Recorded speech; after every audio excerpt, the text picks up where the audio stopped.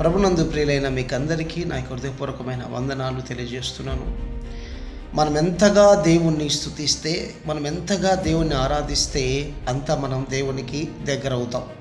దేవునికి దగ్గరవుతే నీకున్న ప్రతి సమస్య తీరిపోతుంది. కంగారు పడద్దు, ఒంటరి అని బాధపడద్దు, ఒంటరి అని దిగులు పడద్దు, నేను ఎవరో ఏదో అన్నారని కృంగిపోవద్దు. ఎందుకంటే నీ మనస్సు ఆయనకు తెలుసు, ఆయన ఏంటో నీకు తెలుసు.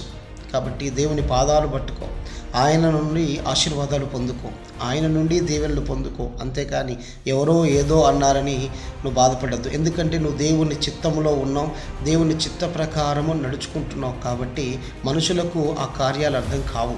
కాబట్టి ఈ మాటలు వింటుండగా నువ్వు ఒంటరి అయిపోయావని, నిన్ను అందరూ ఒంటరి చేశారని ఎందుకు బాధపడతావు? దేవుడు నిన్ను దీవించబోతున్నాడు. కంగారు పడద్దు. నీ కన్నీరు ఆయనే దుడుస్తాడు. దేవుడి మాటలు దీవించునుగాక.